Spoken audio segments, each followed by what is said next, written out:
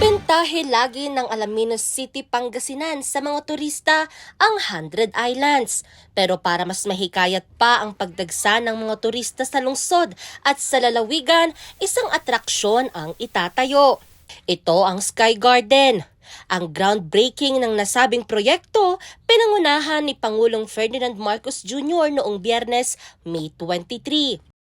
Isang kagandahan ng Sky Garden ay pangbuong pamilya ito. Kami na tinatawag na Gen Z, pwedeng mag-vlog at mag-my day dito. Para naman sa mga magulang at mga senior natin, gaya ni Secretary Conrad, nandyan ang elevated garden. Pero kailangan hindi sila mahirapan umakyat para ma-enjoy nila ang mga garden na ito. Maliban sa karagdagang pasyalan sa lalawigan, hatid din ng nasabing proyekto ang marami pang oportunidad para sa mga Pangasinense. Hangarin natin na maghatid ang Sky Garden ng sigla at magbigay daan para sa mas maraming bisita at trabaho para sa mga taga rito. Tiniyak naman ng pamahalang panlalawigan na hindi maaapektuhan ang nasabing lugar.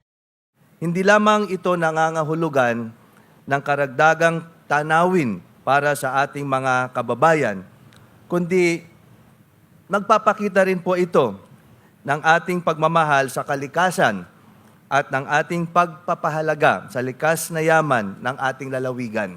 Patuloy po nating paigtingin ang mga ganitong uri ng proyekto upang makamit natin ang mas maganda at mas luntiang kapaligiran, kung saan isinaalang-alang po natin ang ating kalikasan. Ingatan at paunlarin natin ang ating kalikasan.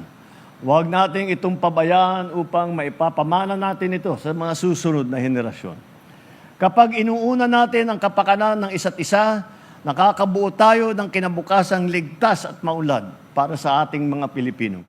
Ang Sky Garden ay isang modernong hardin na magtatampok ng mga magagandang tanawin, mga iba't ibang aktibidad, pasyalan at trabaho para sa mga Pangasinense.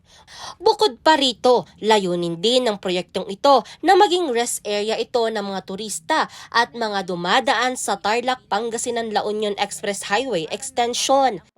Layo ng mga proyektong ito na gawing madali, mabilis at ligtas ang biyahe papunta sa mga pasyalan sa Pangasinan. Bawas puyat, bawas pagod, bawas gastos. Mas makakapag-enjoy na kasama ang inyong mga pamilya. Malaking tulong din sa pagpapalakas ng turismo sa probinsya ang iba pang proyekto gaya ng Pangasinan Link Expressway o PLEX. Target na matatapos ang Sky Garden Project bago matapos ang taong 2026. Angel Arquero, RNG News.